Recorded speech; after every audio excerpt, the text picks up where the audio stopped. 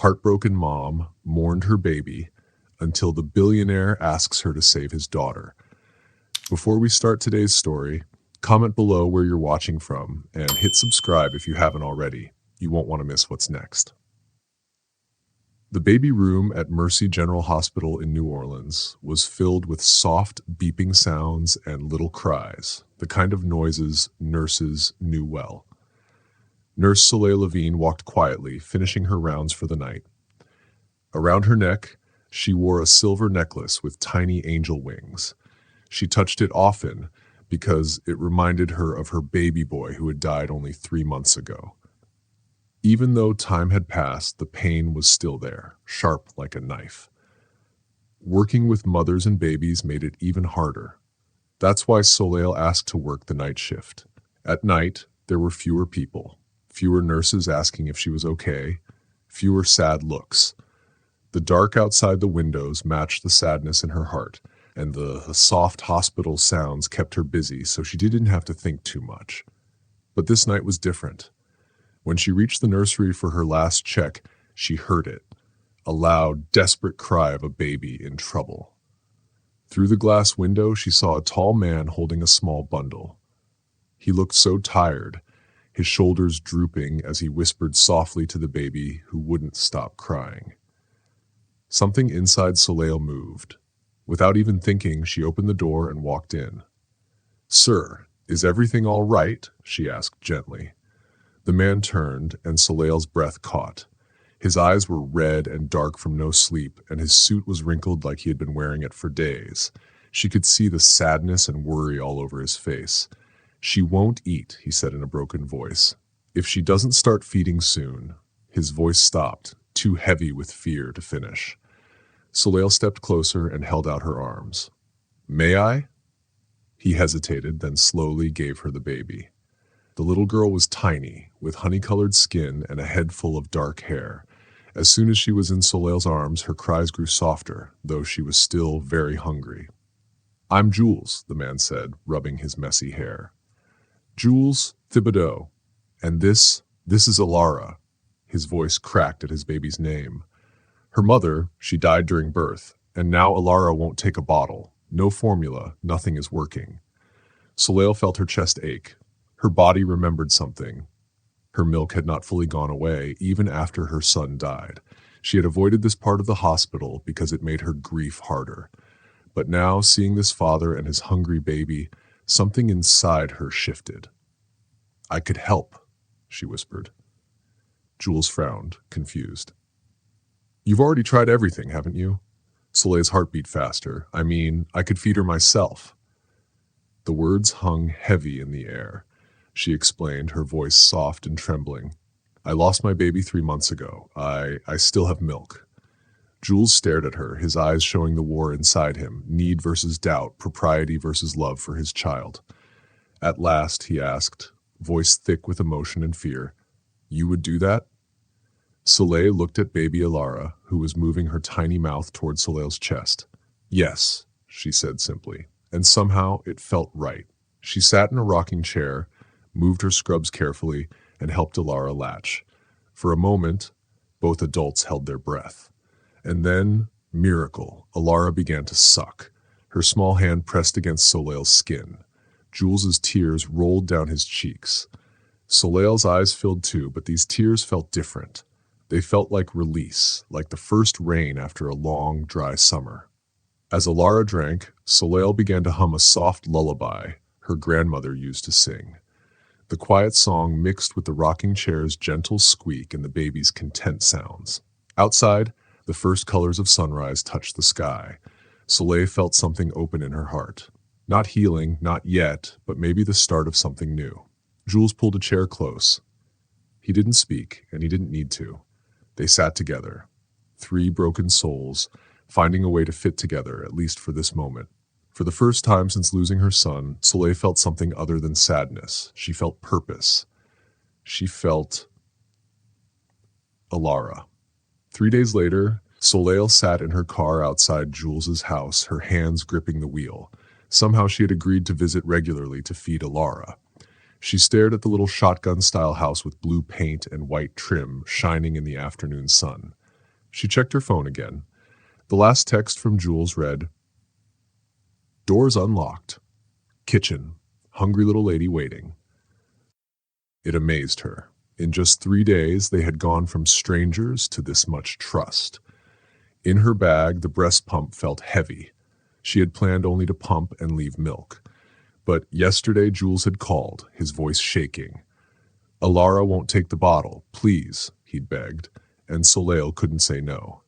Inside, Jules stood by the kitchen window, rocking Alara gently while soft classical music played. He wasn't in his suit this time, just jeans and a faded Tulane University t-shirt.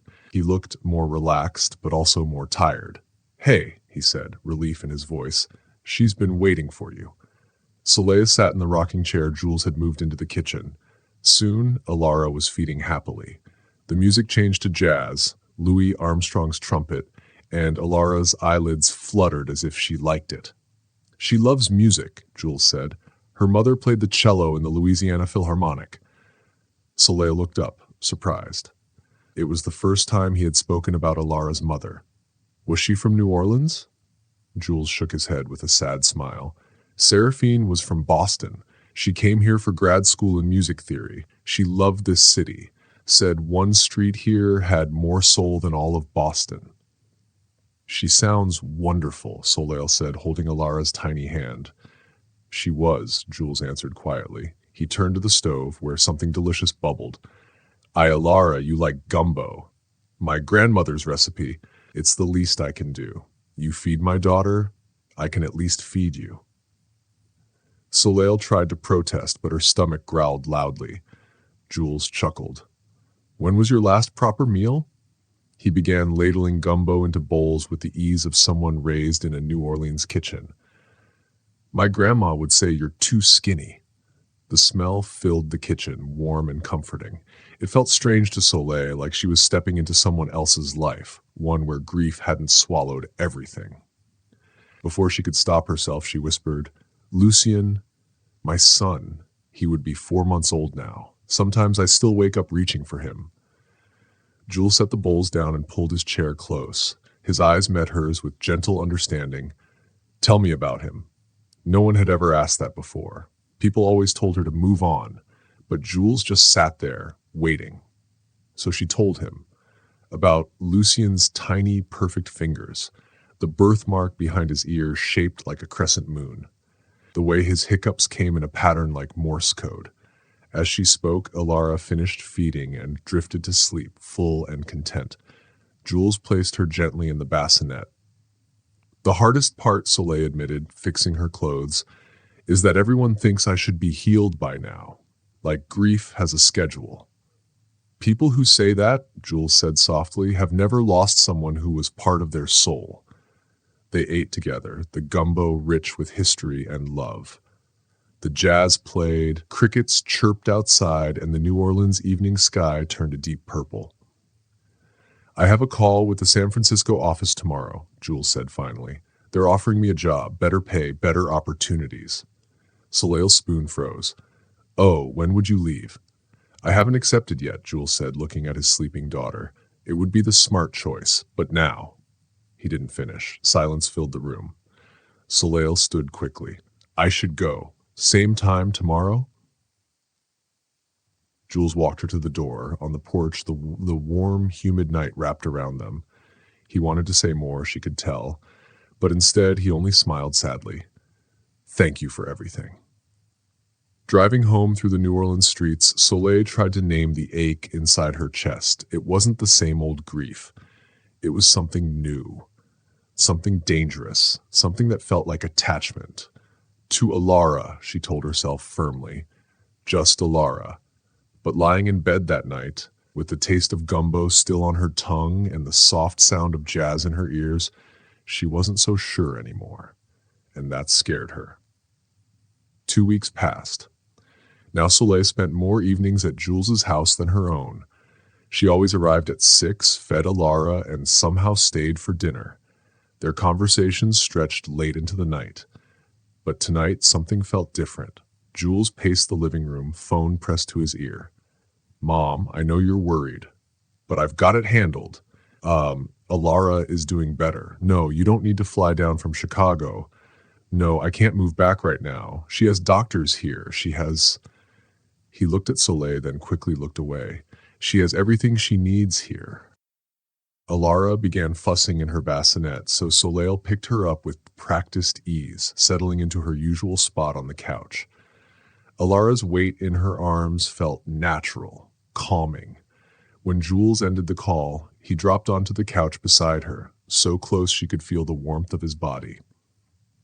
And though neither spoke for a moment, the room was filled with unspoken things, heavy as the humid New Orleans night.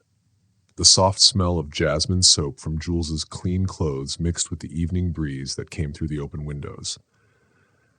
"Your mom is worried," Soleil said quietly, rocking baby Alara in her arms.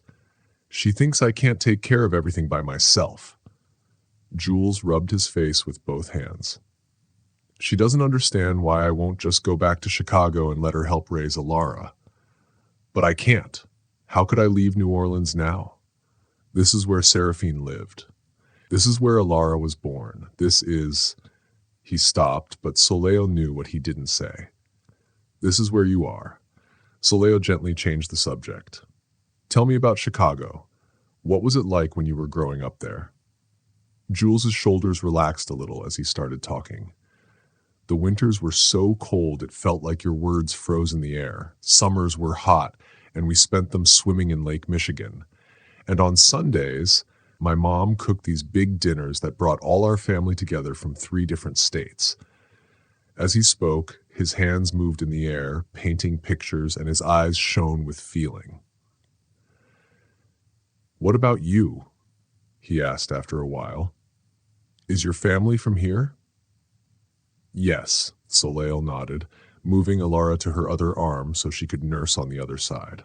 "I was born and raised in the 7th Ward. My grandmother still lives in the same house where my mom grew up. She makes the best pralines in all of Louisiana, but she never gives anyone the recipe."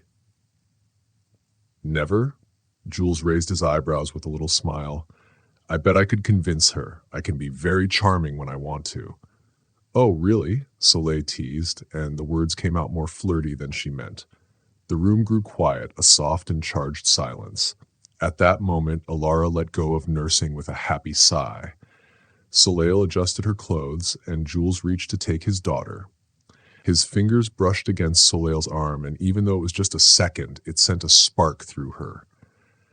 "I've been thinking," Jules said carefully while holding Alara against his shoulder, "about the job offer in San Francisco. I'm going to turn it down." Soleil's heart gave a jump. "Jules, it's not just because of this," he said, motioning between them. "Alara needs a steady home right now, and I've been reading about how, in some cultures, when a woman nurses a baby who isn't hers, it creates a special bond. They consider the mother and the child connected for life." "I'm not trying to replace Seraphine," Soleil said quickly, her throat tight. "I know that," Jules said gently. "No one could ever replace her. But what you're doing for Alara, for us, it means something. It means a lot." Soleil stood up suddenly and started gathering her things. This was dangerous. She had let herself get too close, too comfortable. "I should go. I have an early shift tomorrow." Jules didn't stop her, but as she reached the door, he spoke softly.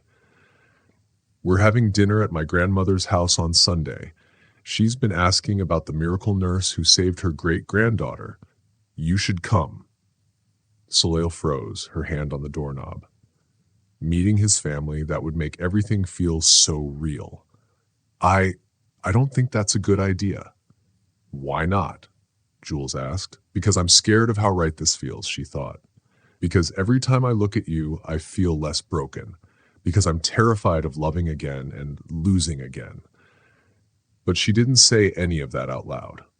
"It's just complicated," she whispered. "Life is complicated," Jules answered softly. "That doesn't mean we stop living it." She left without answering, but as she drove through the streets, his words stayed in her mind.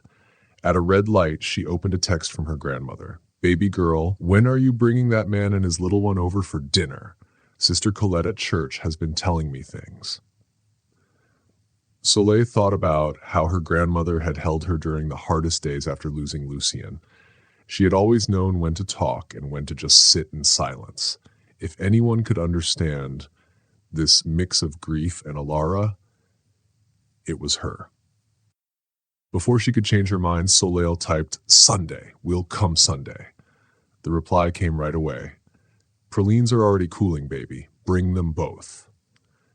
Uh, that night, lying in bed, Soleil realized something had shifted. The walls she had built around her heart weren't gone, but maybe they now had doors. The question was, would she dare to open them? She touched the angel wing necklace around her neck, the one that reminded her of Lucien. "What do you think, baby boy?" she whispered.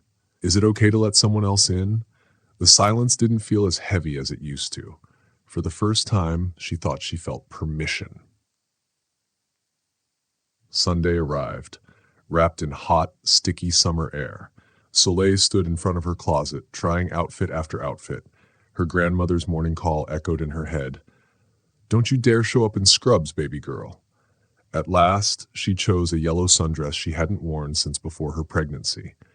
It fit differently now, hugging the curves that motherhood had given her. She touched her angel wing pendant, took a deep breath, and drove to Jules's house. He was waiting on the porch with Alara, who wore a tiny white dress with purple ribbons. The sight of father and daughter together made Soleil's heart flutter. Jules wore dark pants and a light blue shirt with rolled-up sleeves. He looked more handsome than she'd seen him in a long time. "You look," he started, then stopped himself. "Good. Different, but good." The drive to his grandmother's house was quiet but full of unspoken thoughts. Alara slept in her car seat while Jules drove through the garden district until they stopped in front of a big Victorian house painted lavender. Its porch wrapped all around, and ceiling fans spun lazily above. "Nervous?" Soleil asked, noticing Jules's tight grip on the steering wheel. "My grandmother can be intense," he admitted. "She's been asking a lot about you." Before Soleil could answer, the front door opened. Out came an elegant woman in her 70s, with silver hair pulled into a neat bun and a sundress straight out of a magazine. "There's my sweet girl," she called, hurrying down the steps with surprising speed. She reached for Alara as Jules lifted her from the car. "And you must be Soleil. I'm Margot Thibodeau, but call me Mimi. Everyone does." She pulled Soleil into a hug that smelled of vanilla and expensive perfume. "Thank you for having me, Mrs. Thibodeau," Soleil said politely. "Nonsense. You're family now. Anyone who feeds my great-grandbaby is family." Her words made both Jules and Soleil freeze a little. "Now come in, come in. It's hotter than Satan's kitchen out here." Inside, the house was filled with family photos on the walls showing generations of Thibodeaus. Soleil noticed pictures of a younger Seraphine playing the cello, her smile bright. Margot led them to a sunroom with a table set for tea and enough food for 20 people. As the afternoon went on, Margot told funny stories about Jules's childhood that made Soleil laugh. When Alara got fussy, Margot sent them to a cozy room for privacy. "Your grandmother's amazing," Soleil said softly as she nursed Alara. "She likes you," Jules smiled. "She brought out the good china. That means respect." They laughed together until Margot returned. She paused in the doorway, looking at them, Jules, Soleil, and Alara together on the sofa like a little family. "You know," Margot said gently, "Seraphine loved that sofa. She said it was perfect for reading on rainy days." She sat down with a photo album and opened it. "This was her first performance with the symphony," she explained, pointing to a picture of Seraphine in a black gown with her cello. "And this was when she and Jules told us they were expecting." Page after page showed Seraphine and Jules's love story. Soleil's throat grew tight. "She would have wanted this, you know," Margot said suddenly, her voice steady. "She would have wanted Alara to be loved and cared for by both of you." "Mrs. Thibodeau," Soleil began, but Margot lifted her hand. "I see the way you two look at each other when you think no one's watching. Love is not a betrayal of what you've lost. Sometimes it's the only way to honor it. Tears burned in Soleil's eyes. Beside her, Jules sat very still. Margot stood with a smile. Now, who's ready for dessert? I made Seraphine's favorite bread pudding. Jules, dear, help me in the kitchen. Let Soleil finish with Alara. As they left, Soleil looked at baby Alara asleep in her arms, then at Seraphine's smiling face in the photos. Margot's words echoed in her mind. Love isn't a betrayal of what you've lost. When Jules came back with dessert, their fingers touched as he passed her a plate. Neither of them pulled away right away, and in that simple touch was a question neither dared to ask. But both were starting to answer. The week after Margot's dinner, a heat wave made New Orleans feel like it was trapped in a glass jar. Nights brought no relief, and the air stayed heavy.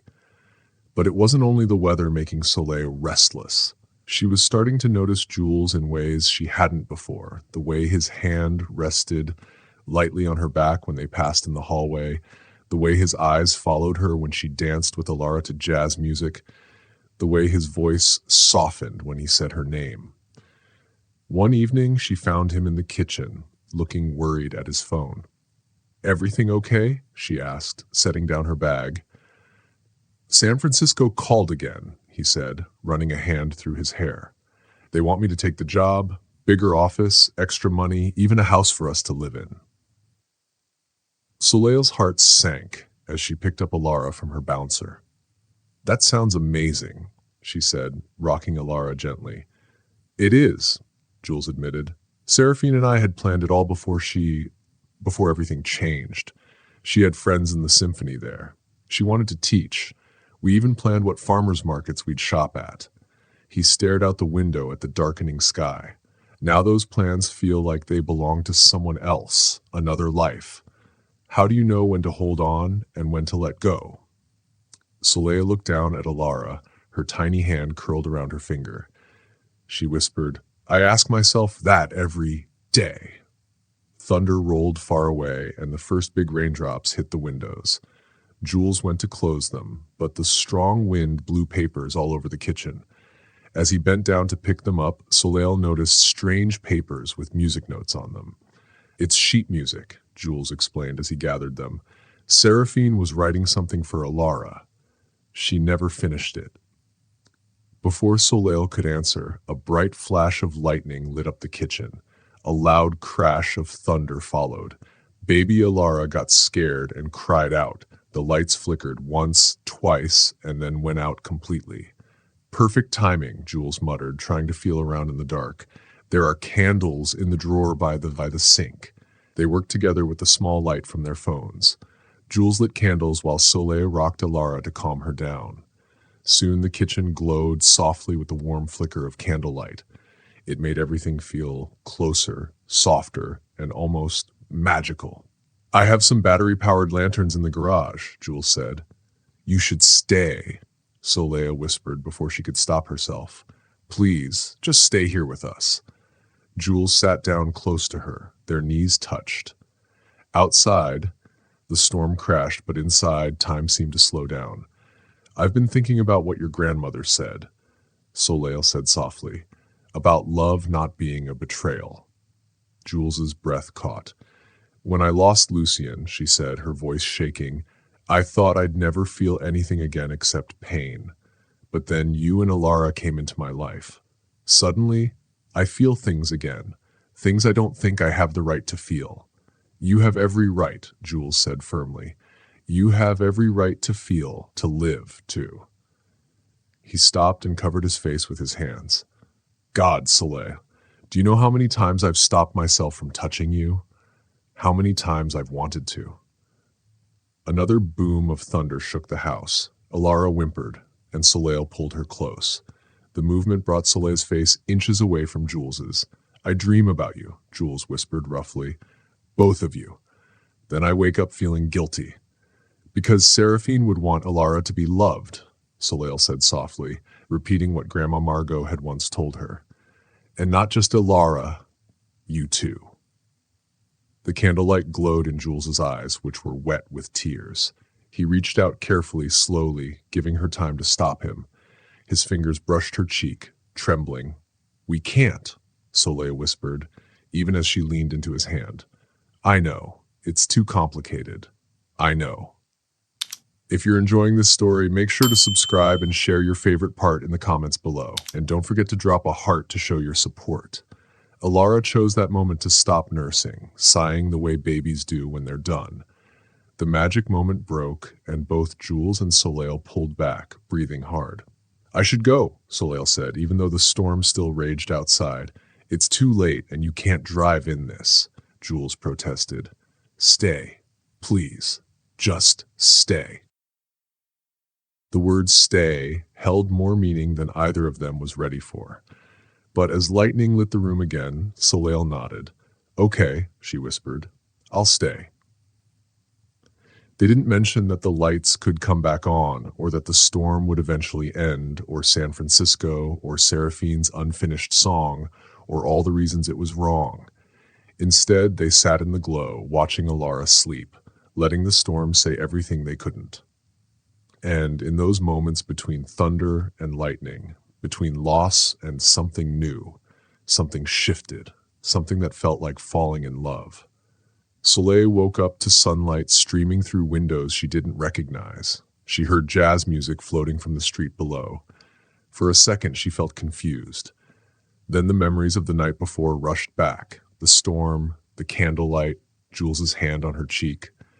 She had fallen asleep on Jules's couch, Alara's bassinet nearby.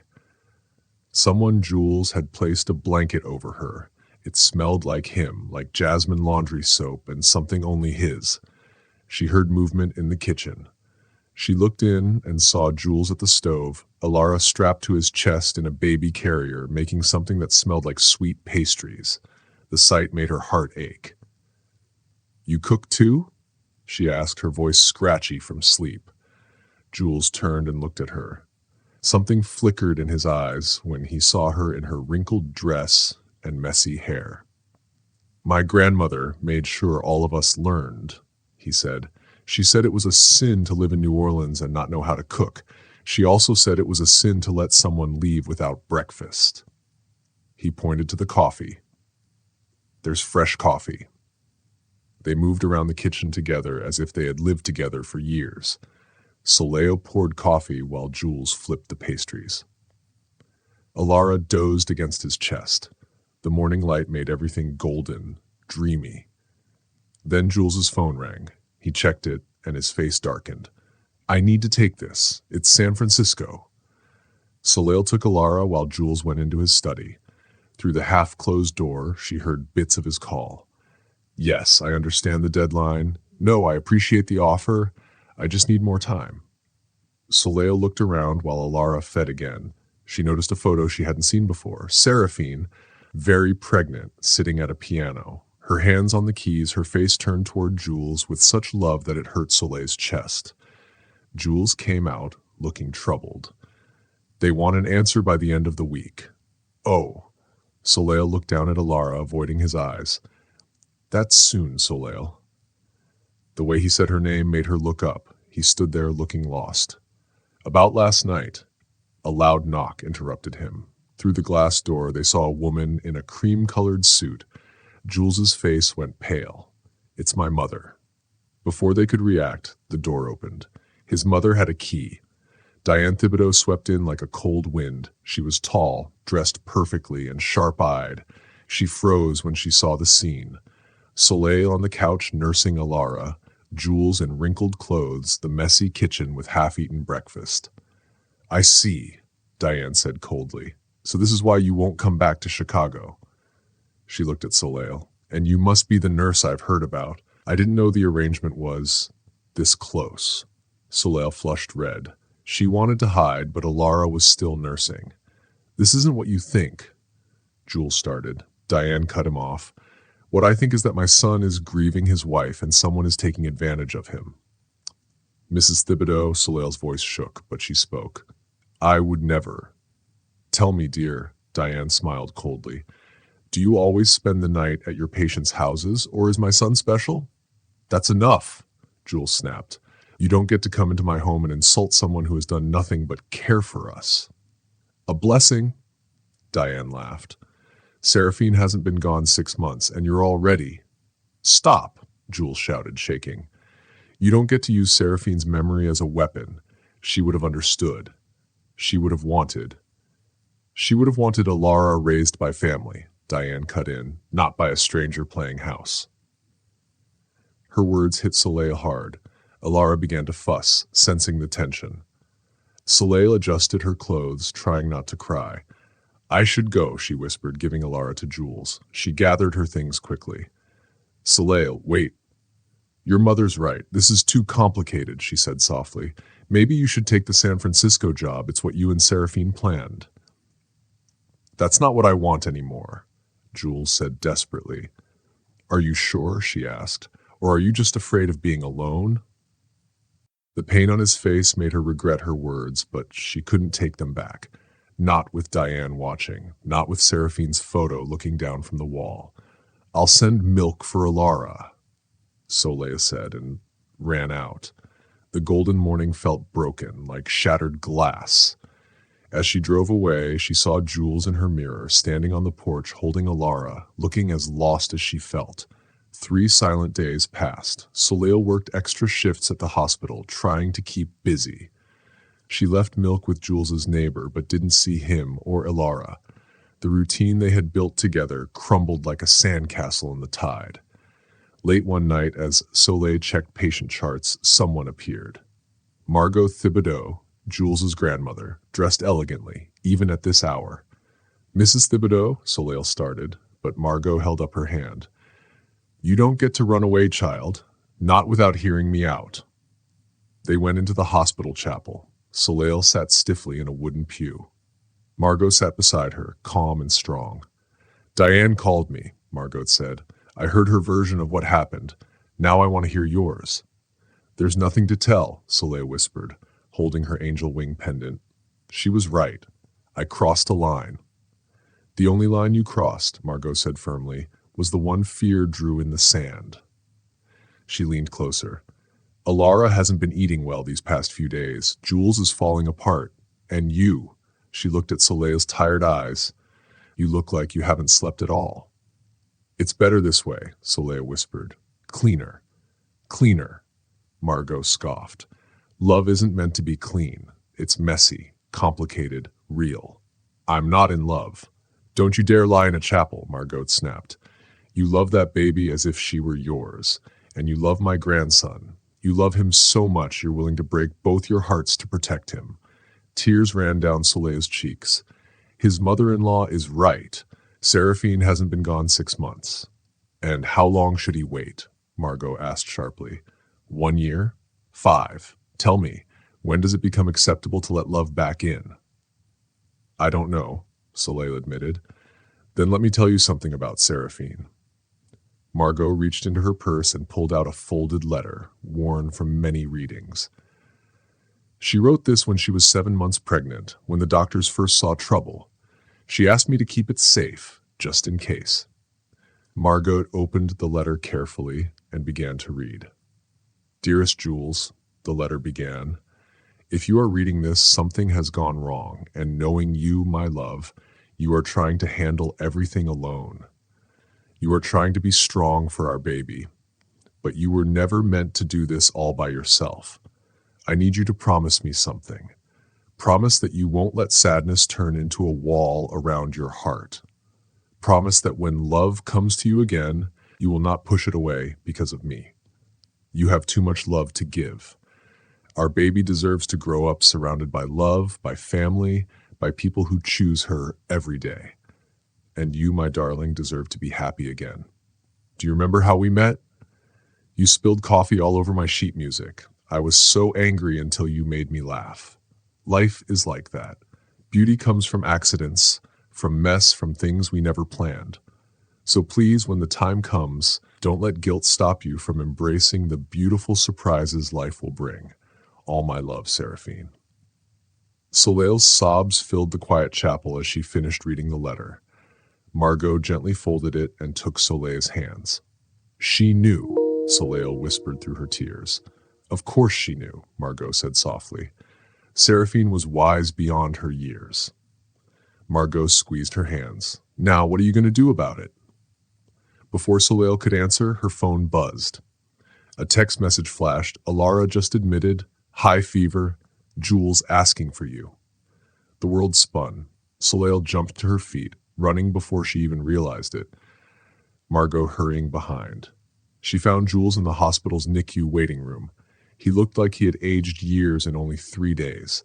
When he saw her, something broke in his eyes. Soleil, he breathed, and suddenly she was in his arms. What happened? She asked against his chest.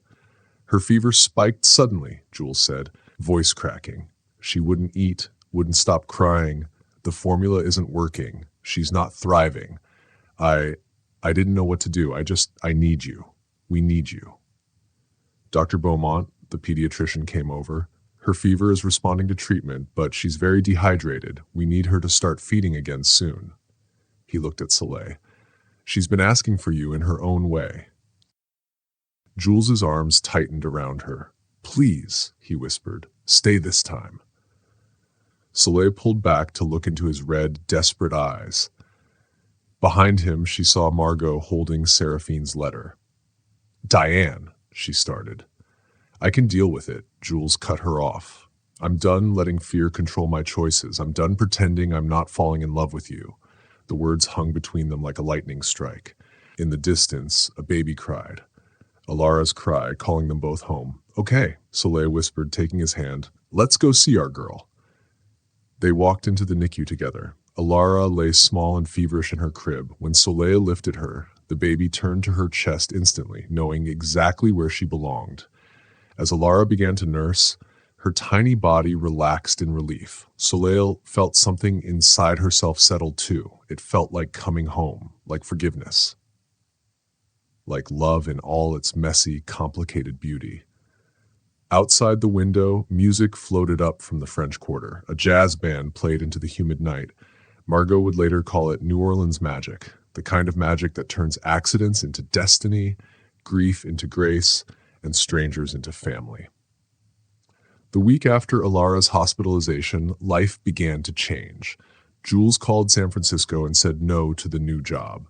Diane Thibodeau went back to Chicago, her disapproval following her like a cloud of perfume. And Soleil started spending more nights at Jules's house than her own apartment, though they kept careful boundaries. One night, they sat together on Jules's back porch. The air was heavy with jasmine flowers and rain coming. Alara slept soundly in her bassinet. Louis Armstrong's voice drifted softly from Jules's phone. They had made a new routine, sharing dinner, talking, laughing, without rushing to end the peaceful evenings. I found something today, Jules said, pulling out a folder. I was clearing the study to make room for Alara's crib. I found Seraphine's sheet music, the piece she was writing for Alara. I thought maybe we could finish it together. Soleil traced the notes with her finger. I don't read music. But you sing, Jules said. He smiled. I've heard you with Alara, that lullaby your grandmother taught you. It's beautiful. That's different. Is it? He leaned closer, their shoulders touching. Seraphine always said music was just another way to tell stories. And we have a story worth telling, don't you think? Before Soleil could answer, Alara stirred. Instead of rushing to her, Jules held out his hand. Dance with me. What? Dance with me. Right now, while Armstrong plays and Alara is quiet and before the rain starts. Soleil slowly placed her hand in his. Jules pulled her close, one hand on her waist, the other holding hers. They swayed gently to what a wonderful world. At first their steps were careful, then more sure. I never thanked you properly, Jules murmured. For what? For saving us, both of us. His hand tightened on her waist. When Alara was in the hospital, I realized something. I wasn't just afraid of losing her. I was afraid of losing you too. Soleil's heart raced. Jules, let me finish, please. He looked into her eyes, dusk gathering around them. When Seraphine died, I thought that was it. One great love in a lifetime. But then you came along with your quiet strength and huge heart, and suddenly I'm feeling things I thought were gone forever. The rain began to fall, fat drops splashing on the jasmine. "It's different from what I had with Seraphine," he said. "Not better or worse. Different. Like a new song in a familiar key." "I'm scared," Soleil whispered. "Not of loving you or Alara, but of what comes next. Your mother still thinks I'm taking advantage. People at the hospital whisper, and sometimes she touched her angel wing pendant. Sometimes I feel like I'm betraying Lucien by being happy with another baby." Jules covered her hand with his. "Maybe that's okay. Maybe we're allowed to be scared and happy at the same time. Maybe love is big enough to hold it all. The grief and the joy, the past and the future." Alara cried, and they both laughed softly. As Soleil lifted her, Jules brought out a small box. "I got something for you. Well, for both of you." Inside was a silver bracelet.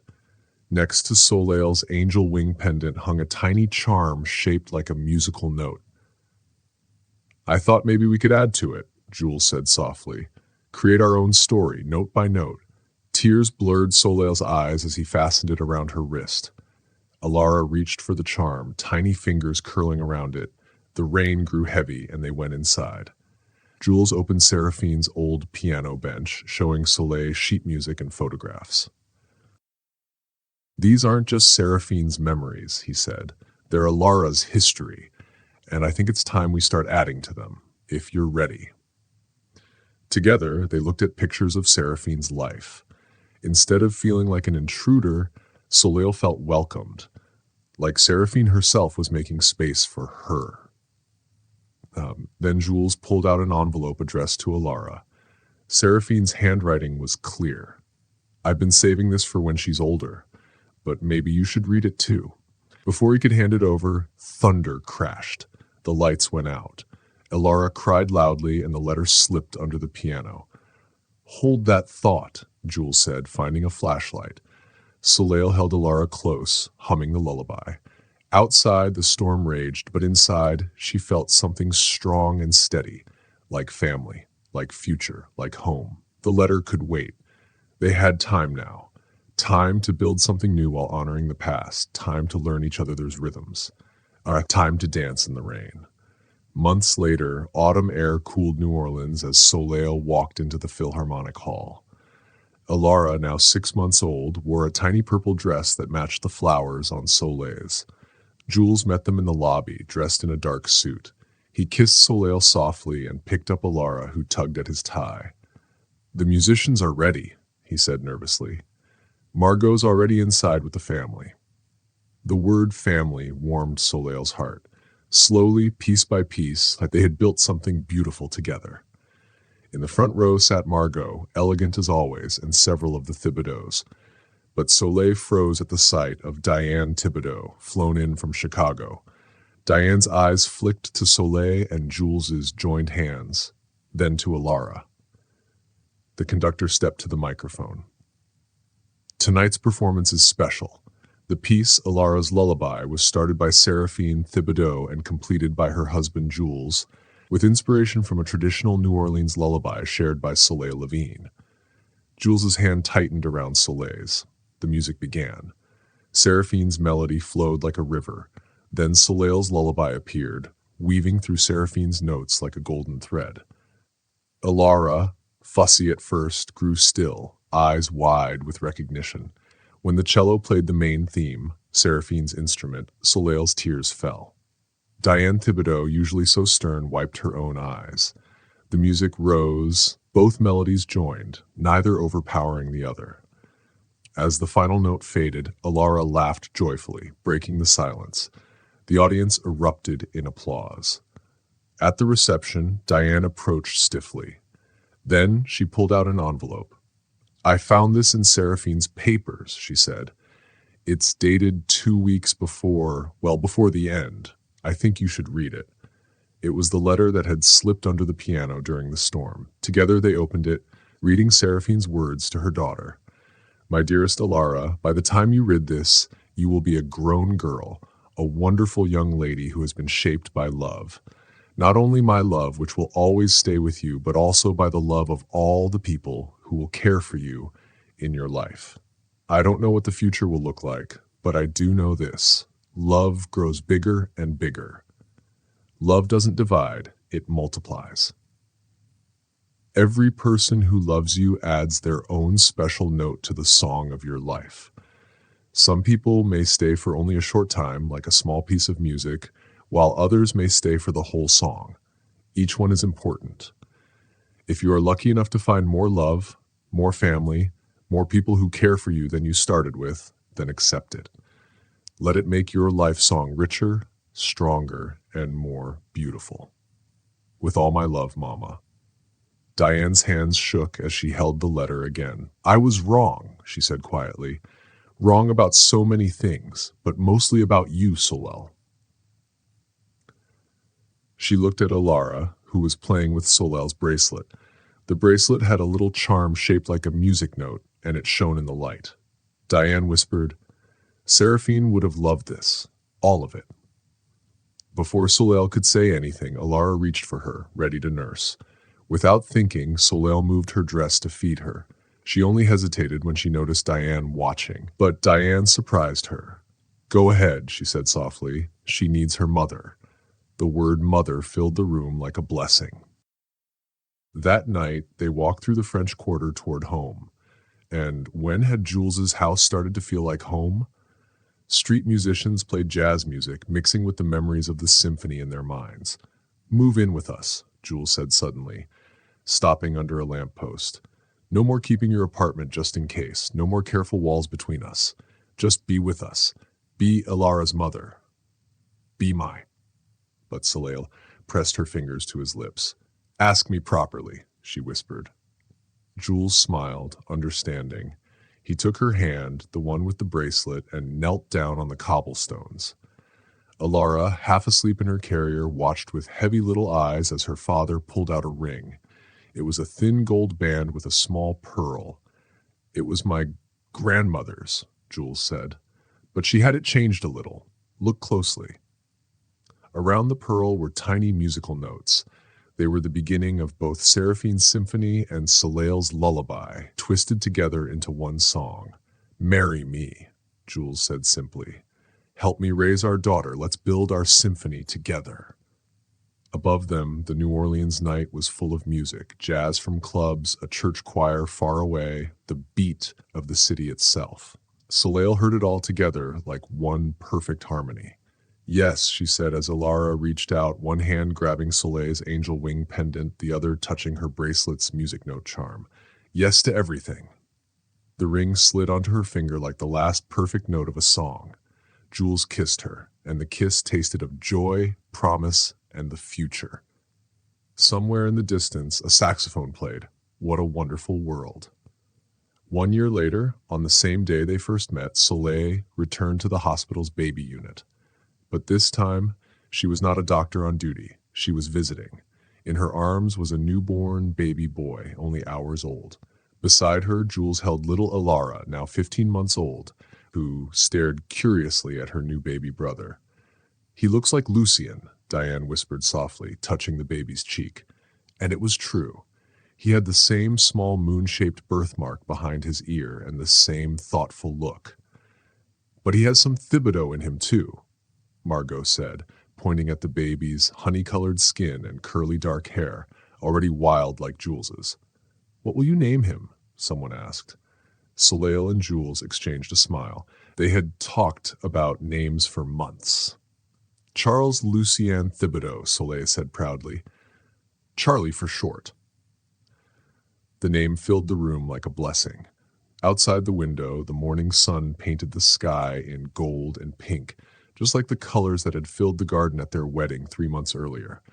That wedding day had been a mix of everything their love meant, old traditions and new beginnings, memories and Alara, loss and healing. Soleil had walked down the aisle while a string quartet played their symphony, Alara's lullaby. Little Alara had scattered rose petals with Diane's help. The ceremony had joined both families' histories into one new, beautiful story.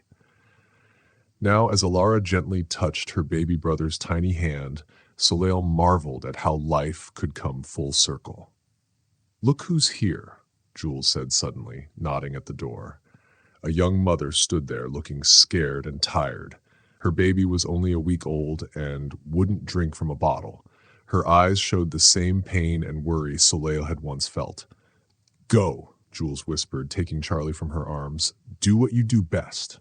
Soleil walked to the young mother slowly, her heart understanding right away. "I'm Soleil," she said softly, "and I think I can help." She explained about wet nursing, about the bond it could create, and about how love could grow in surprising ways. Jules watched from across the room, holding both their children while Alara gently stroked her baby brother's hair. The young mother, Corinne, listened with Alara shining in her eyes. When Soleil finished, both women had tears rolling down their cheeks. "You really think it will work?" Corinne asked.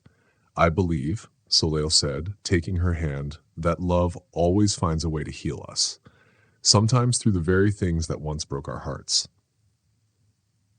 That evening, the whole family gathered at Margot's house to welcome baby Charlie. The big Victorian home was full of both Thibodeau and Levine family members, who were slowly becoming one big family together. Diane and Odile, Soleil's grandmother, were in the kitchen, laughing and arguing over whose pie was better. Margot sat at her piano, showing Alara how to play little melodies, while Charlie slept in his bassinet nearby. On the porch, Jules hugged Soleil from behind as they swayed gently to the music drifting outside. "A penny for your thoughts," he whispered. Soleil touched her angel wing pendant, which now hung next to the music note charm on her bracelet and her wedding ring. "I was thinking about circles," she said. "Today, being back at the baby unit felt like one circle closing and another opening with Corinne." She smiled. "A year ago, I thought my heart would stay broken forever. Now look at us, 4 hearts beating as one family." "5," Jules said gently. "Seraphine is always part of our symphony." "5," Soleil agreed. "You know what else I was thinking?" she asked. "What?" Jules said. "That love is like music. No matter how many instruments join in, there is always room for more harmony." Inside, they heard Charlie waking up, followed by Alara's happy voice. "Baby, wake! Baby, wake!" Jules laughed and kissed Soleil's forehead. "Shall we go conduct our little orchestra?" Hand in hand, they walked back inside the house, which was full of laughter and music. Margot had switched from classical songs to jazz, and Alara was dancing with Diane while Odile rocked baby Charlie in her arms. The scene was perfectly imperfect, just like their love story. Soleil sat down to nurse Charlie, while Alara climbed into Jules's lap for story time. She thought again about that first night, about how brave she had been to not turn away from love when it found her in such an unexpected place. Outside, the New Orleans night was alive with music, jazz and lullabies, laughter and memories, past and future, all playing together in one beautiful song, their symphony. And Soleil knew, somewhere above, Seraphine was smiling. Soleil and Jules' story shows us that love can grow even in life's hardest and most surprising moments. What about you? Do you think the most touching moment was when Soleil first agreed to nurse baby Alara, saving her life and opening her heart to love? Or when she read Seraphine's letter and realized she had the blessing of Jules's first wife to love both him and Alara? Your opinion is very important. Please share it in the comments. Thank you so much for reading until the end. If you enjoyed this story, don't forget to subscribe to the channel, leave a like, and tell us your thoughts. See you next time.